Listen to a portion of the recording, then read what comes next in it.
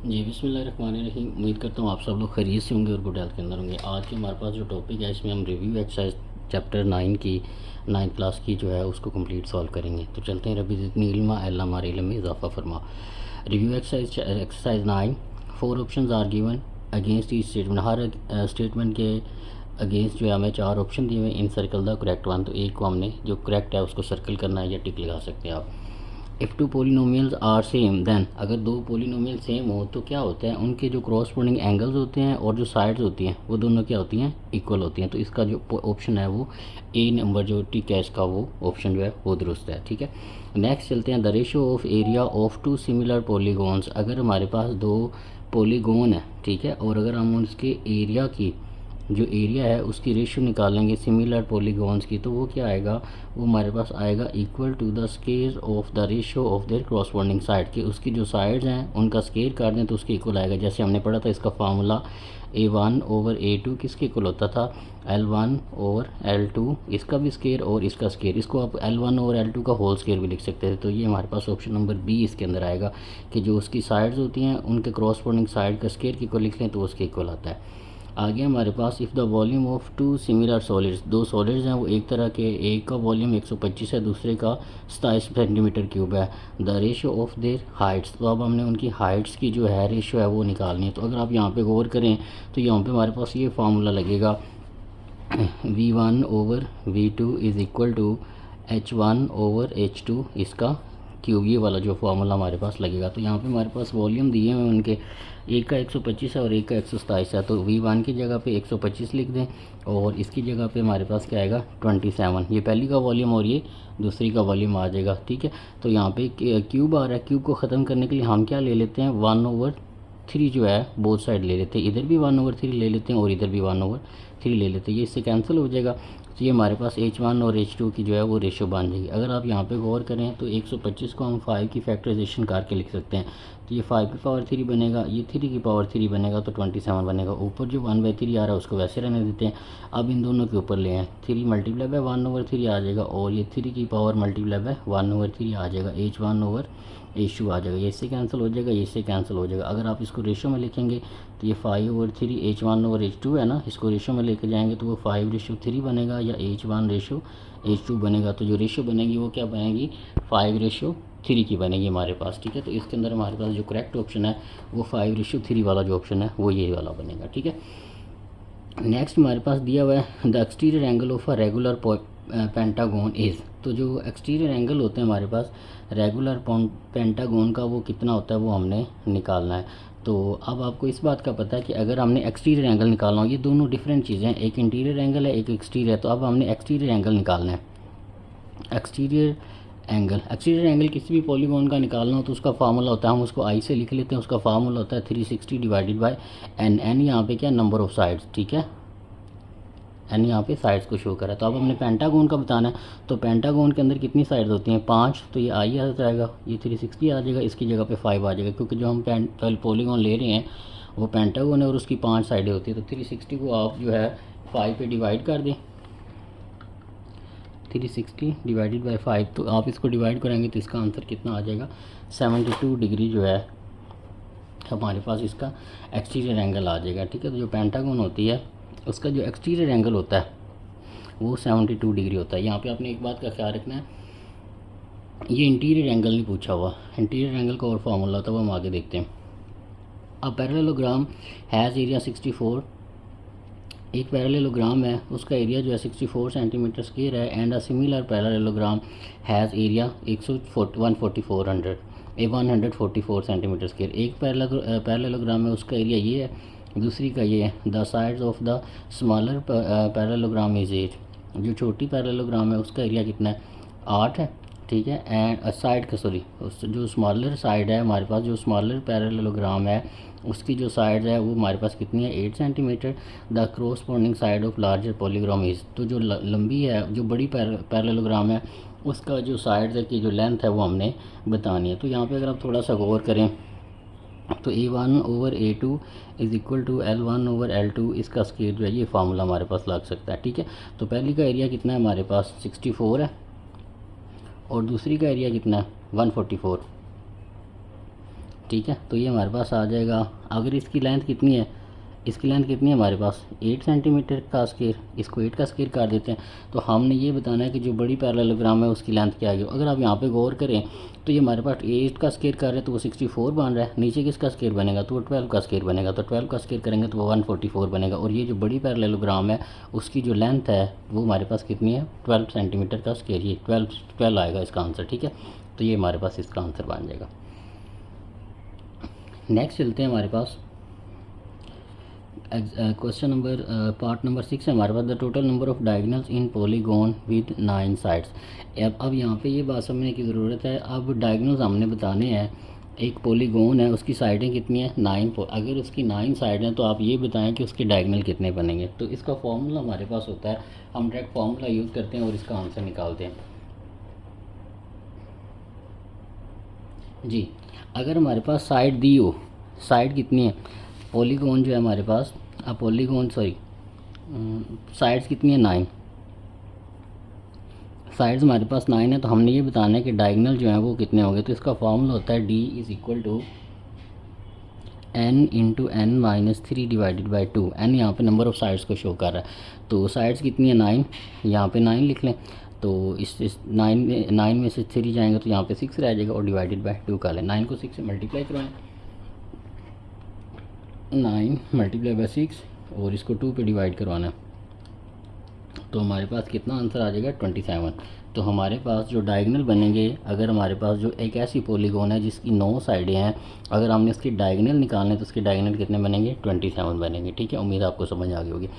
To spheres are similar and the radii are in ratio 4:3। तो हमारे पास ये उनकी रेडियाई दी हुई है, ठीक है, 4:5 की फॉर्म में। The surface area of sphere larger sphere is 500 pi centimetre square. What is the surface area of smaller sphere. तो जो हमारे पास स्मॉलर स्फीयर है उसका हमने बताना है कि उसका जो एरिया है वो कितना आएगा जी। तो ये रेडियाई है, मतलब R1 और R2 है। तो ये मैंने फार्मूला इसका लिखा R1 over R2। A1 is equal to R1 का स्क्वायर ओवर R2 का स्क्वायर। तो R1 की जगह पे R1 की वैल्यू और R2 की जगह पे R2 की वैल्यू पुट करते हैं। तो R1 की वैल्यू हमारे पास कितनी है 4 का स्क्वायर और नीचे आ जाएगा 5 का स्क्वायर, ठीक है। और उसके बाद हमारे पास ये दिया है the surface area of larger sphere. जो लार्जर स्फीयर है उसका एरिया कितना है 500 पाई सेंटीमीटर स्क्वायर है। तो अब यहाँ पे ये बात आपने ख्याल रखना, ये रेडियस छोटा है ना तो इसका एरिया भी छोटा आएगा, और ये रेडियस बड़ा है तो इसका एरिया भी बड़ा आएगा। इसलिए यहाँ पे हम A2 की वैल्यू जो है 500 पाई जो है वो ले रहे हैं, ये याद रखना आपने, ठीक है। अब 500 पाई इधर डिवाइड हो रहा है, उधर जाके मल्टीप्लाई हो जाएगा। तो ये इसका आंसर आ जाएगा। 4 का स्क्वायर होता है 16, 5 का स्क्वायर होता है 25, यहाँ पे मल्टीप्लाई बाय 500 और पाई को साथ में वैसे ही रहने देते हैं, ठीक है। तो क्योंकि पाई आंसर में भी है तो इसको सिर्फ सॉल्व कर लेते हैं। 16 डिवाइडेड बाय 25, इसका जो आंसर है इसको 500 से मल्टीप्लाई करा दें तो वो 320 पाई हमारे पास आंसर बन जाएगा। 320 पाई ये हमारे पास इसका आंसर बन जाएगा। उम्मीद आपको समझ आई होगी, ठीक है। 320 पाई ये हमारे पास इसका आंसर आ जाएगा, ठीक है। Part number B, option number B. A regular polygon has an exterior angle. अब एक पॉलीगॉन है उसका एक्सटीरियर एंगल हमें दिया हुआ है कि वो कितना है 30 डिग्री है। How many diagonals does the polygon have. पहले हमारे पास जो ऊपर सवाल दिया हुआ उसमें उसने ये बताया था नंबर ऑफ़ साइड्स दी हुई थी और बताया था कि डायगोनल निकालें। अब उसने साइड्स नहीं बताएं, बात समझने की है। अब उसने सिर्फ एक्सटीरियर एंगल बताया है और ये कहा है कि आप बताएं कि उसके डायगोनल की तादाद कितनी होगी। तो अगर एक्सटीरियर एंगल दिया और डायगोनल की तादाद निकालनी तो उसको हम कैसे सॉल्व करते हैं उसकी तरफ चलते हैं। हमें पता है कि जो डायगोनल निकालने का फार्मूला होता है वो होता है D is equal to N into N minus 3 divided by 2। ये डायगोनल की तादाद निकालने का फार्मूला है, ठीक है। लेकिन यहाँ पे हमारे पास जो N है वो दिया नहीं हुआ, वो मिसिंग है। तो अब सबसे पहले हम क्या निकालेंगे N निकालेंगे। लेकिन हमारे पास जो दिया हुआ वो चीज़ देखते हैं। अ regular polygon has exterior angle 30 degree. जो एक्सटीरियर एंगल है, एक्सटीरियर एंगल हमें 30 दिया हुआ है। हम ये वाला फार्मूला यूज़ करते हुए ना n की वैल्यू निकालते हैं। कैसे, अगर हमारे पास किसी भी पॉलीगॉन का एक्सटीरियर एंगल निकालना तो उसका फार्मूला होता है I is equal to 360/n। अब n तो हमारे पास नहीं दिया हुआ, लेकिन ये फार्मूला किसका है एक्सटीरियर एंगल का। इसका मतलब जो एक्सटीरियर एंगल है वो यहाँ पे जो हमें दिया है वो कितना है 30। तो यहाँ पे 30 लिख लें। ये 360 एज इट इज़ आ जाएगा, n भी वैसे आ जाएगा। n को इधर ले जाएँ 30 को इधर ले जाएँ तो ये आ जाएगा 360 डिवाइडेड बाई 30। तो यहाँ पे 360 को 30 पे डिवाइड कराएँ, सॉरी तो वो हमारे पास कितना आ जाएगा 12 आ जाएगा। अब नंबर ऑफ साइड्स आ गए, देखिए कितना मज़े का सवाल हो गया। अब हम जो है डायगोनल के फार्मूले में वैल्यू पुट कर सकते हैं। डायगोनल निकालने का फार्मूला ये होता है, इसके अंदर एन यूज़ हो रहा है, साइड्स वो तो हमारे पास नहीं थी, लेकिन एक्सटीरियर एंगल उसने दिया हुआ था 30। तो एक्सटीरियर एंगल जो होता है, हमने अगर एंगल दिया हो तो हम उसकी साइड निकाल सकते हैं। एक्सटीरियर एंगल का ये फार्मूला है कि अगर हमने एक्सटीरियर एंगल किसी भी पॉलीगॉन का निकालना है 360 को एन पे डिवाइड कर दें, लेकिन एन नहीं था हमारे पास, उसने एंगल दिया हुआ था एक्सटीरियर, वो 30 था, तो वो यहाँ पे 30 लिखा। इसका सॉल्व किया तो एन की वैल्यू आ गई 12। अब इसको यहाँ पे पुट करें, यहाँ पे आ जाएगा 12 माइनस 3 डिवाइडेड बाई 2, तो यहाँ पे हमारे पास अब इसका आंसर आ जाएगा।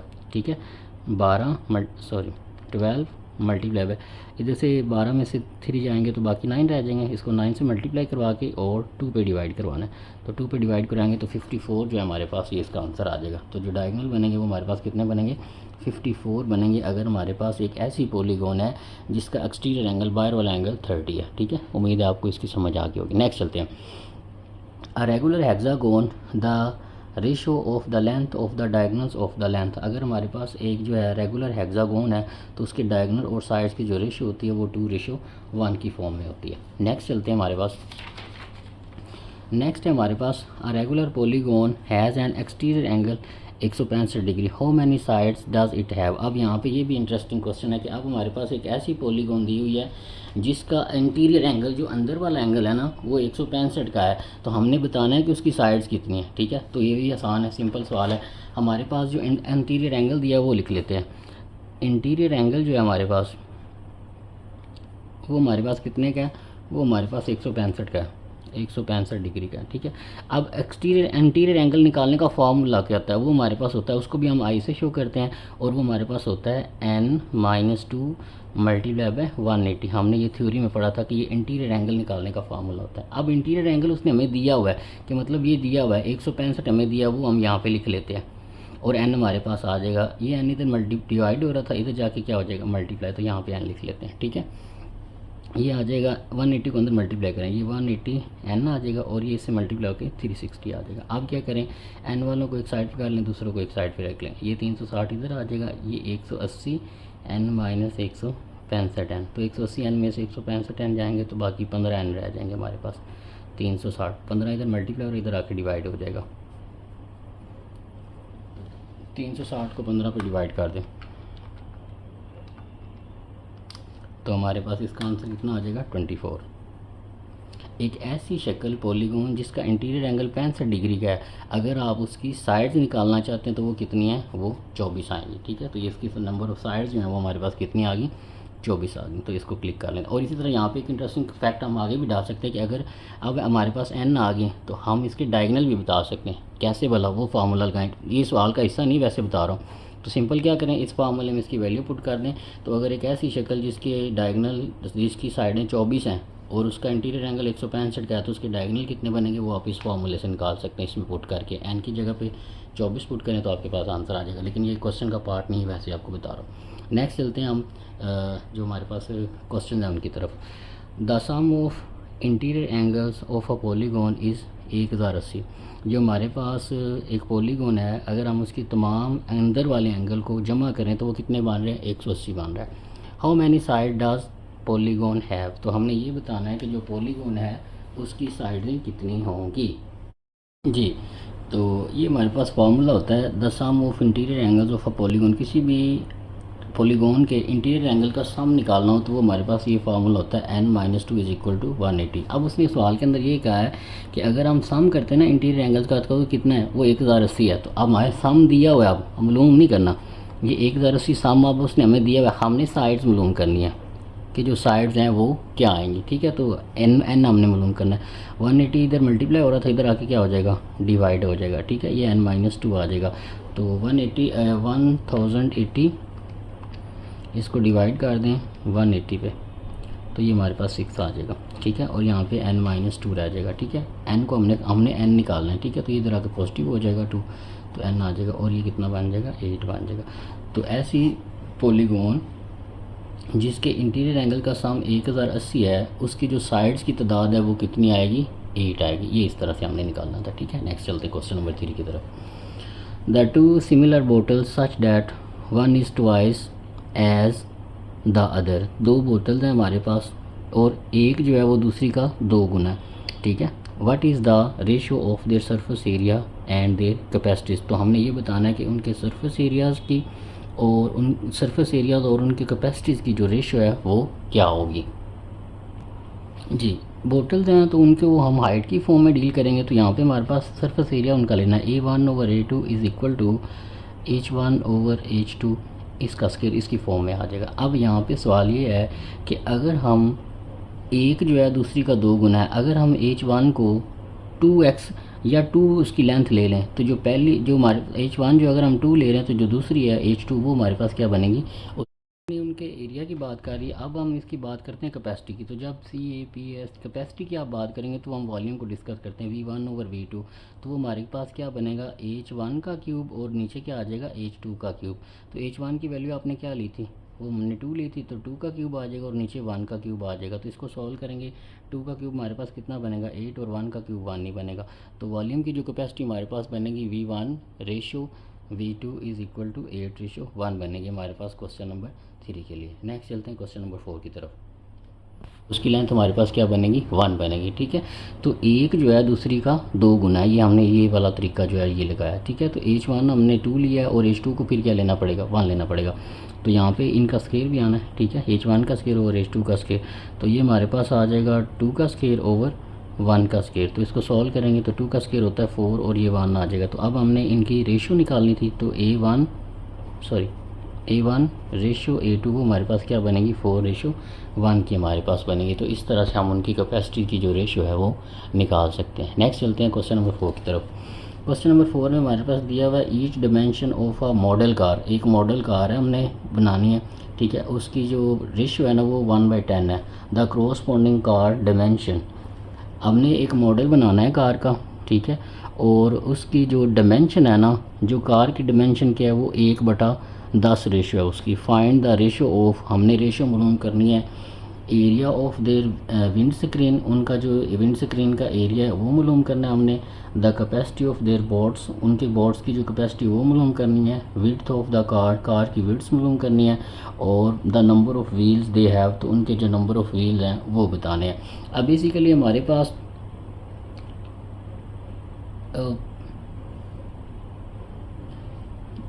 क्वेश्चन नंबर 4 के अंदर हमारे पास 4 तरह के सवाल पूछे गए, उनको हमने डील करना है, ठीक है।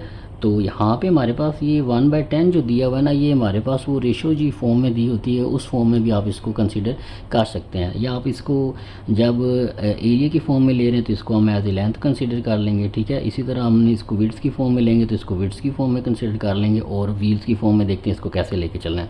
तो क्वेश्चन नंबर 4 है, उसकी तरफ चलते हैं। क्वेश्चन नंबर 4 है हमारे पास, सबसे पहले हमने जो विंड स्क्रीन है उनका एरिया जो निकालना है। तो एरिया की अगर हम बात करें तो आपको पता है A1/A2 किसके इक्वल होता है, वो हमारे पास होता है L1/L2 का होल स्केयर। तो अब हमें जो दिया हुआ है L1 वो हमारे पास 1 है, ये वाला 1/10 जो रेशो दी हुई है हमारे पास। तो L1 जो हमारे पास 1 है और L2 हमारे पास कितना है 10 है। तो इसको सोल्व कर लेते तो ये 1/100 आ जाएगा। और अगर आप इसकी रेशो निकालेंगे A1/A2 तो वो आएगा 1/100, इस तरह से फॉर्म बन जाएगी हमारे पास, ठीक है।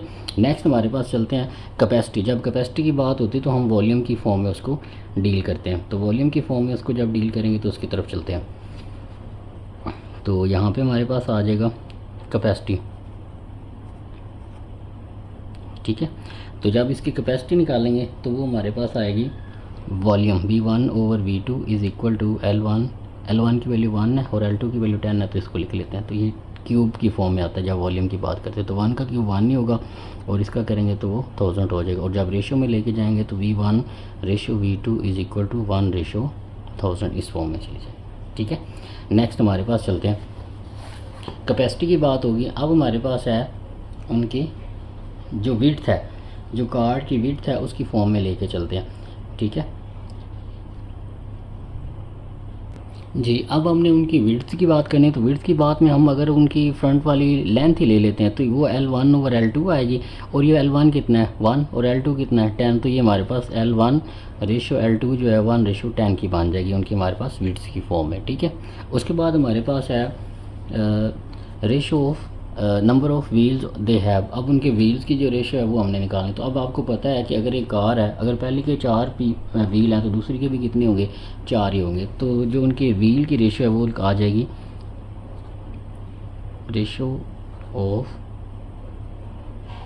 व्हील्स, तो वो हमारे पास 4:4 आएगी। अगर इसको कैंसिल करें तो वो 1:1 बन जाएगी, ठीक है। तो ये 1:1 ये हमारे पास बन जाएगी। अगर हम उनके एरियाज़ की बात करते हैं तो वो हमारे पास 1:100 बन रही है। कैपेसिटी की बात करते हैं तो वॉल्यूम देखेंगे तो 1 वॉल्यूम V2 वॉल्यूम को हमारे पास 1:1000 बनेगा, और विड्थ की फॉर्म में 1:10 बनेगी, और व्हील्स की रेशो में 1:1 बनेगी, ठीक है। उसके बाद आगे चलते हैं। हमारे पास question number 5, 3 similar jugs have height 8, 12 और 16। 3 जग हैं, उनकी ये हाइट्स हमें दी हैं। If the smaller jug holds 1/2 litres, जो हमारे पास स्मॉलर जग है वो इतने लीटर जो है जूस या उसकी कैपेसिटी है। Find the capacity of other two, तो बाकी दोनों की जो कैपेसिटी है वो हमने मालूम करनी है। तो जी, तो हमारे पास क्वेश्चन था, एक हमारे पास मतलब जो जग्स हैं, पहले की हाइट ये है, दूसरे की ये है और तीसरे की ये है, और पहले का जो वॉल्यूम है ये हमने दिया हुआ है V1, ठीक है। वो 1/2 था, तो इसको सॉल्व करेंगे तो 0.5 हो जाएगा, ठीक है। हमने बाकियों के साथ इसकी जो कैपेसिटी वो निकालनी, तो हमें पता है कैपेसिटी का फार्मूला क्या होता है, V1/V2 इज़ इक्वल टू, यहाँ पे आ जाएगा H1 का क्यूब और नीचे आ जाएगा H2 का क्यूब। ये फार्मूला होता है। जो चीज़ें दी वो पुट कर लेते हैं। यहाँ पे हमारे पास 0.5 दिया हुआ है, और यहाँ पे V2 हमने मालूम करना है। H1 की वैल्यू कितनी हमारे पास 8 है, तो ये 8 का क्यूब हो जाएगा, और H2 की कितनी वैल्यू है 12, तो ये 12 का क्यूब हो जाएगा। हमने V2 को निकालना है, तो V2 को निकालना तो सबसे पहले इधर वाले रकमों को भी उलट कर देते हैं, इसको भी उलट कर देते हैं। ये V2 ऊपर चला जाएगा, 0.5 नीचे आ जाएगा। सेम इसी तरह ये भी हो जाएगा, ये 12 का क्यूब हो जाएगा और ये 8 का क्यूब हो जाएगा। अगर आप 12 के क्यूब को सॉल्व करेंगे तो वो हमारे पास 1728 बनता है, और 8 के क्यूब को सॉल्व करेंगे तो वो 512 बनता है, ठीक है। तो V2 is equal to 0.5, V2 over 0.5 is equal to 1728 over 512। 0.5 इधर डिवाइड हो रहा है, उधर जाके मल्टीप्लाई हो जाएगा। तो V2 की वैल्यू हमारे पास आ जाएगी 1728/512 मल्टीप्लाई बाय 0.5। तो इसको सॉल्व कर लेते हैं। हमारे पास पहले 1728 को हमने डिवाइड करना है 512 पे, और उसके बाद मल्टीप्लाई बाय 0.5। तो ये हमने इसकी कैपेसिटी निकाली, तो V2 की जो कैपेसिटी है हमारे पास 1.6875 आ गया। अब ये मज़े की बात ये है कि हमें जग्स की हाइट दी हुई है और एक जग की कैपेसिटी दी हुई है। ये रियल लाइफ के रिलेटेड क्वेश्चन है, इनको ध्यान से ज़रा समझा करें। हाइट्स दी हुई थी 3 जग्स की, और एक की कैपेसिटी बताई हुई थी, दूसरे की या तीसरे की कैपेसिटी नहीं हमें बताई। तो एक की कैपेसिटी को यूज़ करते हुए दूसरे के साथ हमने वॉल्यूम जो V2 की कैपेसिटी आई है वो हमने निकाल लिया। अब हमने इसी तरह वॉल्यूम V1 की जो पहले जग की कैपेसिटी है उसको V3 के साथ निकालना है, तो वो भी सेम इसी पैटर्न पे उसको हम सॉल्व करेंगे।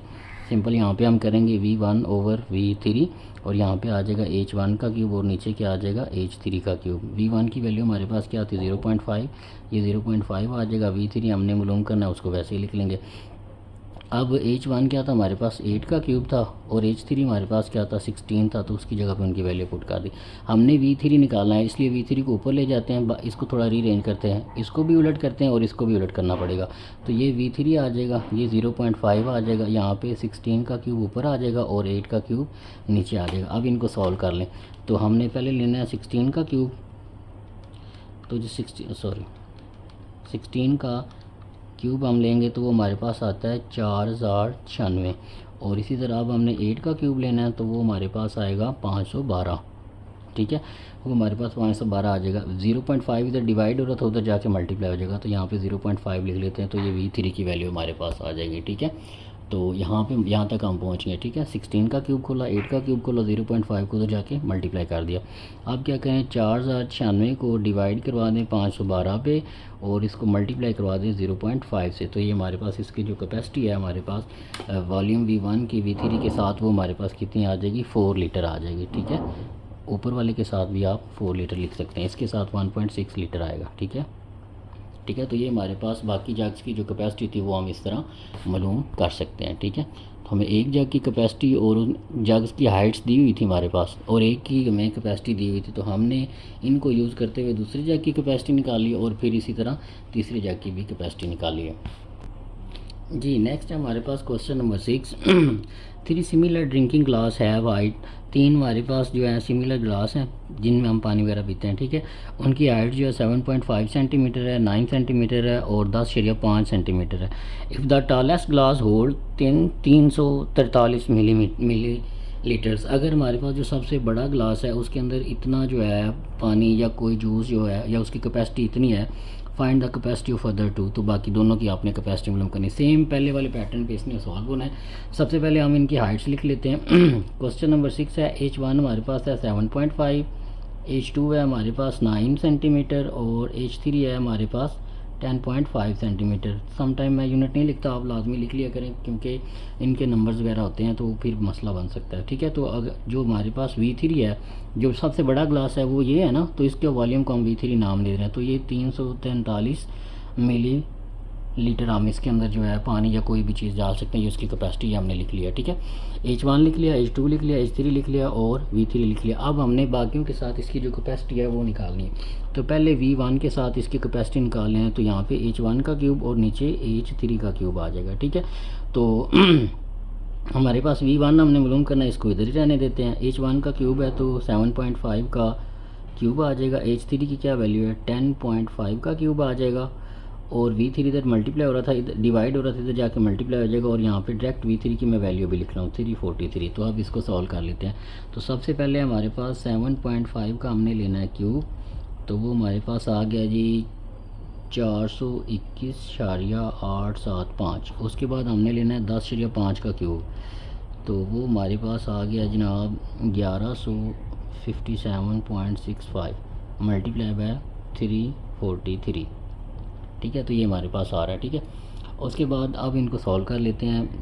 421.875 डिवाइडेड बाय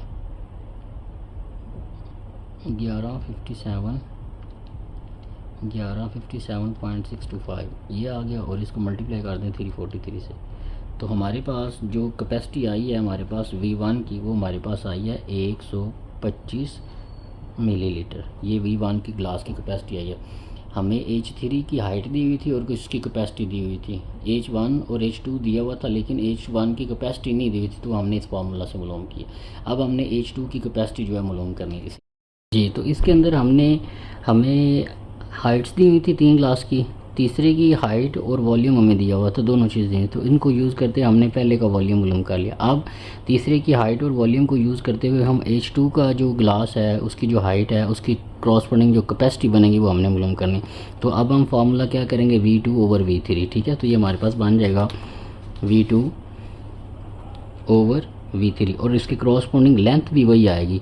यहाँ पे H2 का क्यूब आ जाएगा और नीचे क्या आ जाएगा, H3 का क्यूब। H2 का क्या वैल्यू है 9 है, इसका क्यूब आ जाएगा। और हमारे पास H3 का वैल्यू क्या है 10.5 सेंटीमीटर का क्यूब है, तो ये क्यूब आ जाएगा। V3 इधर, यहाँ पे V2 रह जाएगा, V3 इधर डिवाइड हो रहा है, उधर जाके मल्टीप्लाई हो जाएगा। तो 9 का क्यूब आप करेंगे तो वो हमारे पास कितना बनेगा, दैट विल बिकम 729। तो ये 729 आ जाएगा। और उसके बाद 10.5 का आपने क्यूब अभी मालूम किया, वो है 1157.625 और मल्टीप्लाई बाय V3 की वैल्यू क्या थी 343। तो ये हमने उसकी वैल्यू पुट कर दी। अब सिंपल इसको हमने सॉल्व करना है, तो इसको सॉल्व करेंगे तो यहाँ पे आ जाएगा 729 इसको डिवाइड करवाना है हमने 1157.625 पे और मल्टीप्लाई करवा देना 343 से। तो ये हमारे पास 216 जो है 216 मिलीलीटर जो है वो हमारे पास V2 जो ग्लास है उसकी कैपेसिटी बनेगी। तो देखिए ये हमारे रियल लाइफ के रिलेटेड क्वेश्चन है। हमारे पास 3 ग्लास दिए हुए थे, उनकी हाइट दी हुई थी और एक की कैपेसिटी बताई हुई थी,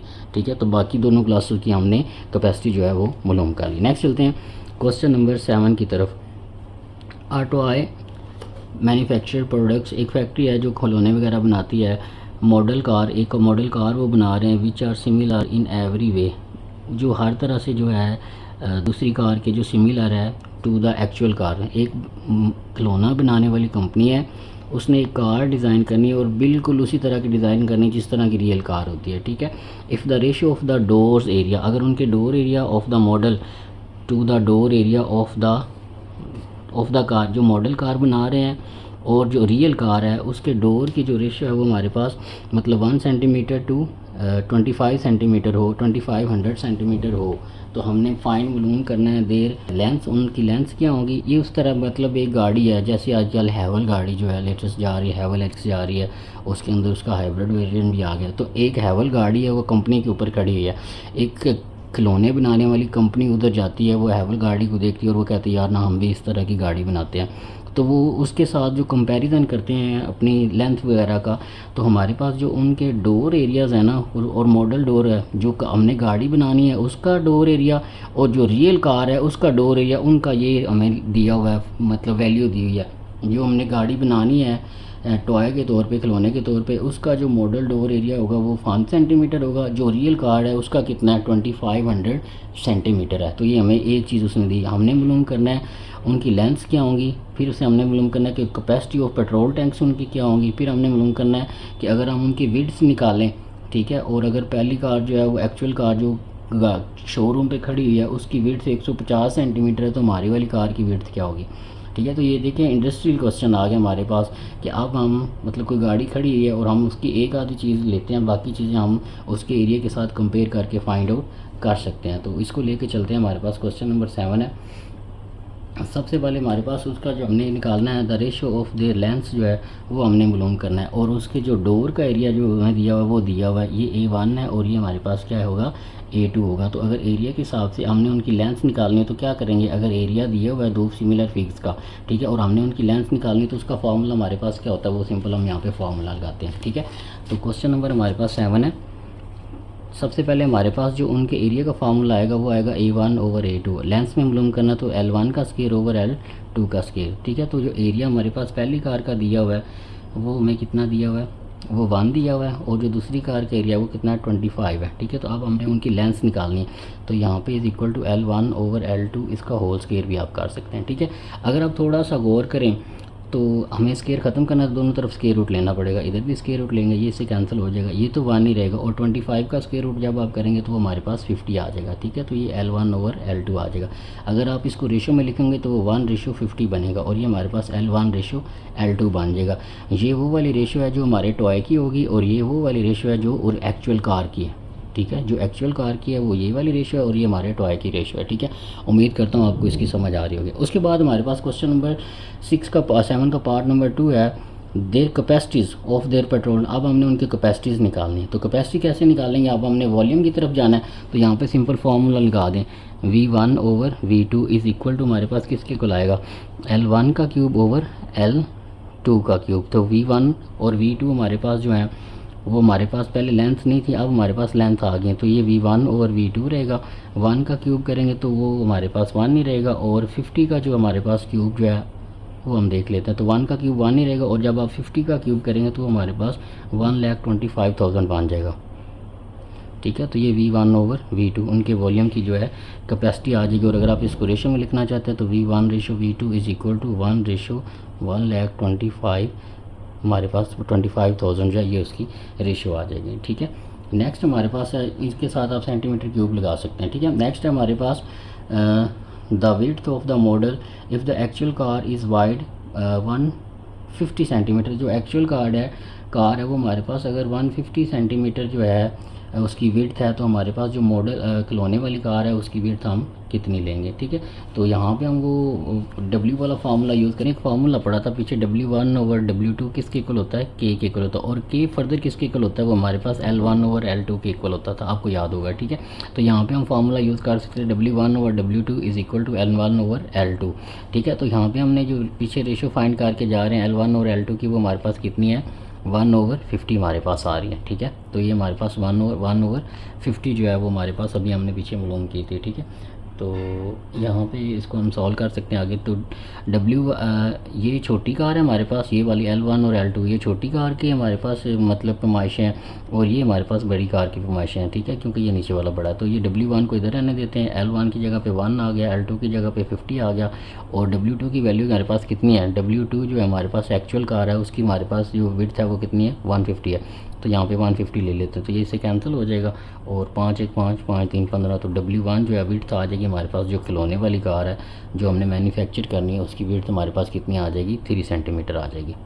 ठीक है, नेक्स्ट है हमारे पास पार्ट नंबर 4 है जी। पार्ट नंबर 4 में अगर आप गौर करें, the area of rear window of actual car, तो हमने जो रेयर जो हमारे पास एक्चुअल कार है उसका हमने अब हम जो एरिया है वो हमने मालूम करना है। फाइंड हमने एरिया किसका मालूम करना है, जो हमारे पास रियल कार है उसका एरिया मालूम करना है। If the area of the real rear मतलब होती है जो आम आगे वाली विंडो होती है, उसका window of the model is 3 centimetre square. तो जो मॉडल कार हम बना रहे हैं खिलौने वाली, अगर उसकी जो रेयर विंडो है, रेयर उसका जो एरिया है वो 3 सेंटीमीटर स्क्वायर है, तो आप ये बताएं कि जो रियल कार है, जो असली कार है, उसकी जो रेयर विंडो है उसका एरिया कितना होगा। तो ये अब हमने मालूम करना है। तो इसके लिए हम कर लेते हैं, तो यहाँ पे लिख लेते हैं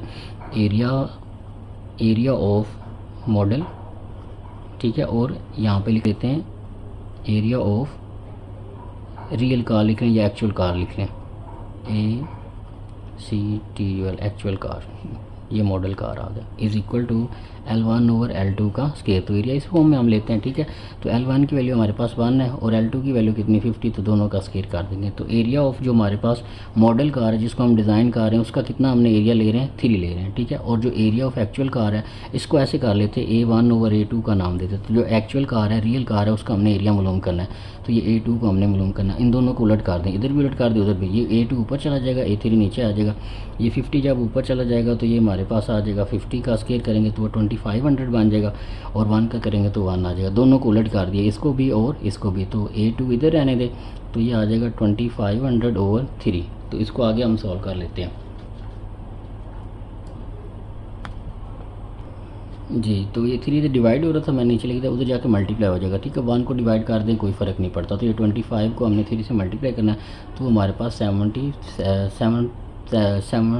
7500 जो है सेंटीमीटर स्क्वायर जो है हमारे पास जो रियल कार है उसका जो रेयर विंडो है उसका जो एरिया है वो ये वाला बनेगा, अगर हमारे पास मॉडल कार के जो रेयर वैल्यू है वो हम 3 ले रहे हैं। ठीक है, तो इस तरह से हमारे पास ये क्वेश्चन नंबर 7 जो है वो कंप्लीट होता है। नेक्स्ट चलते हैं क्वेश्चन नंबर 8 की तरफ। क्वेश्चन नंबर 8 में हमारे पास दिया हुआ है the ratio of area of 2 similar labels on 2 similar jar. 2 jars हैं हमारे पास, ठीक है, उनका जो एरिया दिया हुआ है ना वो 144/169 है। Find the ratio of there Heights हमने मालूम करनी दोनों जार की, और कैपेसिटीज़ मालूम करनी है। तो कैपेसिटी मालूम करने से पहले हमारे पास उनकी हाइट्स आनी चाहिए, तो ये सिंपल सा सवाल है, पहले हम इसकी हाइट्स मालूम कर लेते हैं। ठीक है, तो यहाँ पे हमारे पास क्वेश्चन नंबर 8 है, उनकी जो हमारे पास एरिया दिया हुआ है उसको हम ले लेते हैं A1/A2।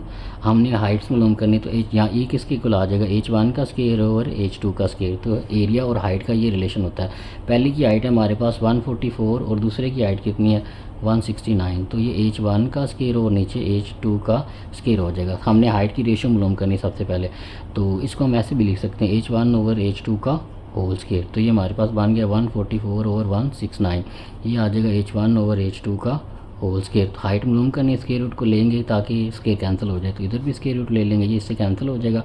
इसको करेंगे तो ये हमारे पास कितना बनेगा, ये हमारे पास स्केयर रूट बनेगा 12 का, और ये हमारे पास किसका बनेगा 13 का बनेगा। तो ये H1/H2 आ जाएगा। अब यहाँ पे बात गौर करने वाली ये है कि इसके साथ प्लस माइनस आता है, तो हम सिर्फ प्लस वाली वैल्यू क्यों ले रहे हैं, किसी बच्चे के माइंड में ये क्वेश्चन रेज हो सकता है। तो ये सवाल है उसका कि जब हम हाइट ले रहे हैं तो हाइट कभी भी नेगेटिव में नहीं हम लेते, तो इसलिए हम इसको इस फॉर्म में लेंगे। तो जो हमारे पास हाइट बनेगी उनकी रेशो की वो हमारे पास 12/13 बनेगी, तो H1/H2 हमारे पास बन जाएगा। तो ये हाइट की रेशो आ गई हमारे पास, एरिया की दी हुई थी, तो हमने ये हाइट की रेशो उनकी मालूम कर ली 2 जार्स की। अब हमने मालूम करनी कि उनकी कैपेसिटीज़ क्या आएंगी। तो कैपेसिटीज़ अगर आपने मालूम करनी है तो आपको पता है वो होता है V1/V2, और ये किसके इक्वल होता है H1 का क्यूब, और नीचे क्या आ जाएगा H2 का क्यूब। तो V1/V2 वैसे रहने दें, H1 और H2 की वैल्यू पहले आपके पास नहीं थी, अब आपने मालूम कर रहे हैं, तो 12/13 आ जाएगा।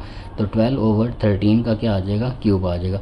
तो ये 12 का क्यूब ऊपर आ जाएगा और 13 का क्यूब नीचे आ जाएगा, तो V1/V2 आ जाएगा। 12 का क्यूब लें और 13 का क्यूब लें, तो यहाँ पे 12 का क्यूब लेते हैं, वो हमारे पास आ जाएगा 1728, और उसके बाद 13 का क्यूब ले लेते हैं, वो हमारे पास आ जाएगा जनाब 2197। तो ये हमारे पास उनकी जो वॉल्यूम है उसकी कैपेसिटी आ जाएगी V1/V2 आ जाएगा। तो V1/V2 किसके कुल आ जाएगा 1728/2197। ये हमारे पास उसके जो वॉल्यूम है उसकी रेशो आ जाएगी। हमें क्या दिया हुआ था, हाइट एरिया की कैपेसिटी दी हुई थी, ठीक है। तो ये हमने लिख ली, उससे हमने हाइट मालूम की, फिर हाइट से मालूम करके हमने वॉल्यूम की कैपेसिटी निकाली, ठीक है। उम्मीद करते हैं आपको इसकी अच्छे तरीके से समझ आ गई होगी। जी नेक्स्ट है हमारे पास last question of this exercise. हमारे पास दिए हुए a tessellation of tile on the floor has been made using repetition pattern. हमारा जो एक फर्श है उसके ऊपर हमने टेसिलेशन करनी है, एक बड़ा स्ट्रक्चर बनाना है, और जो पैटर्न हम ले रहे हैं वो क्या ले रहे हैं, एक रेगुलर हेक्सागोन ले रहे हैं, 6 स्क्वायर्स ले रहे हैं एंड 6 इक्विलेटरल ट्रायंगल्स ले रहे हैं, ठीक है। तो हम जो स्ट्रक्चर बना रहे हैं मतलब उसका जो एक पोर्शन बन रहा है, मतलब एक स्ट्रक्चर बन रहा है, उसको फिर आगे बढ़ाते जाना है। उसके अंदर एक हेक्सागोन, एक स्क्वायर और एक एक हेक्सागोन रेगुलर और 6 स्क्वायर बनाएं, और एक हमारे पास 6 इक्विलेटरल ट्रायंगल ने, 3 तरह की फिगर हमारे पास। एक हेक्सागोन लेनी है, 6 स्क्वायर्स लेनी है और 6 इक्विलेटरल ट्रायंगल लेनी है। Find the total area of single pattern. तो उससे एक सिंगल पैटर्न बनेगा, ठीक है, with side length 1/2 metre each polygon. तो इन 3 चीज़ों को मिला के मतलब 6 इक्विलेटरल ट्रायंगल मिलेंगी, 6 स्क्वायर बनेंगी और एक रेगुलर हेक्सागोन बनेगी, तो एक सिंगल पैटर्न बनेगा, ठीक है। इस पैटर्न से का जो एरिया मिलेगा ना, एक पैटर्न बनने का, इसका इन तीनों को मिलाने से एक पैटर्न मिलेगा, उसका जो एरिया बनेगा ना वो हमने बताना है विद साइड लेंथ। उसकी जो साइड लेंथ है 1/2 मीटर ऑफ ईच पॉलीगॉन, कि जितनी भी ये पॉलीगॉन है, मतलब पॉलीगॉन क्या होती है, ऐसी शक्ल जिसमें 3 से ज़्यादा साइड्स हो। तो ये सारी हमारे पास पॉलीगॉन है। तो इन पॉलीगॉन्स की जो तमाम पॉलीगॉन्स हैं उनकी हर साइड की लेंथ कितनी है, 1/2 मीटर है। तो हम क्या करेंगे, पहले एक है रेगुलर हेक्सागोन का एरिया मालूम करेंगे, फिर हम जो हैं 6 स्क्वायर जो हैं उनका एरिया मालूम करेंगे, और 6 इक्विलेटरल ट्रायंगल्स जो हैं उनका एरिया मालूम करेंगे, और इन तीनों के एरियाज़ को सम कर देंगे। तो हमारे पास एक सिंगल पैटर्न का जो एरिया है वो हमारे पास आ जाएगा। तो ये हमने मालूम करना है। तो चलते हैं कि हम ये तीनों जो हमारे पास पॉलीगॉन्स हैं उनकी हर साइड की लेंथ कितनी है, 1/5 है, मतलब 0.5 है। तो क्वेश्चन को स्टार्ट करते हैं। सबसे पहले हम बात करते हैं स्क्वायर का एरिया निकालते हैं। क्वेश्चन नंबर 9 है हमारे पास, एरिया ऑफ स्क्वायर। तो वो हमने मालूम करना है। उससे पहले हम लिख लेते हैं the length of each polygon. जो हर पॉलीगॉन है उसकी लेंथ हमारे पास कितनी है, 1/2 है या 0.5 है। तो अगर हमने स्क्वायर का एरिया निकालना है तो स्क्वायर का एरिया क्या होता है, लेंथ मल्टीप्लाई बाय लेंथ। तो ये 0.5 का क्या आ जाएगा, स्क्वायर आ जाएगा। तो 0.5 के स्क्वायर को ऐड करें, 0.5 का स्क्वायर लें, 0.5 का स्क्वायर लेंगे तो वो हमारे पास आ जाएगा 0.25, ठीक है। ये 0.25 ये एरिया ऑफ स्क्वायर है, ये एक एरिया का स्क्वायर है। हमने कितनी स्क्वायर पैटर्न के अंदर यूज़ कर रहे हैं, 6। तो यहाँ पे हम 6 स्क्वायर का एरिया अब निकालेंगे, एरिया ऑफ 6 स्क्वायर्स। तो इसको ये एक स्क्वायर का एरिया है, इसको 6 से मल्टीप्लाई करवा दें तो हमारे पास 6 स्क्वायर का एरिया आ जाएगा, ठीक है। इसको मल्टीप्लाई करवा दें 6 से तो हमारे पास आ जाएगा 1.5 और मीटर स्क्वायर आ जाएगा, ठीक है। ये हमारे पास 6 स्क्वायर का एरिया आ गया, एक ये एरिया हमारे पास आ गया। अब हमने चलना है दूसरे के एरिया मालूम करने की तरफ, जो हमारे पास हेक्सागोन है और इक्विलेटरल ट्रायंगल है, ठीक है। तो जो हमारे पास हेक्सागोन होता है उसका एरिया क्या होता है, एरिया ऑफ, डायरेक्ट फार्मूला इसका हमने निकाला था लास्ट टाइम जब हमने पीछे थ्योरीज वगैरह की थी। तो उसका फार्मूला आता है 3√3 और डिवाइडेड बाई 2 आता है, और मल्टीप्लाई बाई यहाँ पे साइड का स्क्वायर आता है हमारे पास, ठीक है। उसकी जो साइड है उसका स्क्वायर करना, तो साइड कितनी है 0.5 है, तो यहाँ पे 0.5 लिख देते हैं। यहाँ पे 2 आ जाएगा, 0.5 का क्या आ जाएगा, स्क्वायर आ जाएगा। इसको सॉल्व कर लें तो ये हमारे पास हेक्सागोन का एरिया आ जाएगा 3√3 मल्टीप्लाई, ये √3 आ गया। इसको सॉल्व कर लें, फिर इसको आप डिवाइड करवा दें 2 पे और इसके साथ मल्टीप्लाई करवा दें 0.5 को, 0.5 का स्क्वायर इससे मल्टीप्लाई करवा दें तो वो हमारे पास आ जाएगा 0.6495 मीटर स्क्वायर। ये हमारे पास हेक्सागोन का एरिया आ गया। हेक्सागोन एक ही थी तो हमने एक ही बार इसको लिया है। स्क्वायर 6 थी तो पहले हमने एक का मालूम किया, फिर उसको 6 से मल्टीप्लाई किया ताकि 6 स्क्वायर हमने यूज़ करनी है। हेक्सागोन एक ही थी वो हमने एक ही मालूम किया। उसके बाद हमारे पास जो इक्विलेटरल ट्रायंगल है वो कितनी है, 6 है। तो पहले हम एक इक्विलेटरल ट्रायंगल का एरिया निकालते हैं, बाकियों का फिर निकालते हैं। जो एरिया ऑफ इक्विलेटरल ट्रायंगल होता है इक्विलेटरल ट्राइंगल, उसका फॉर्मूला हमारे पास हमने ड्राइव किया हुआ है लास्ट टाइम, वो हमारे पास होता है √3/4 मल्टीप्लाई बाय साइड का स्केयर। तो साइड हमारे पास कितनी है 0.5, √3/4 डिवाइडेड बाय 0.5 का स्केयर। इसको सॉल्व करें तो ये आ जाएगा जनाब 3 ये डिवाइडेड बाय इसको 4 पे कर दें और मल्टीप्लाई इससे करवा दें 0.5 का स्केयर।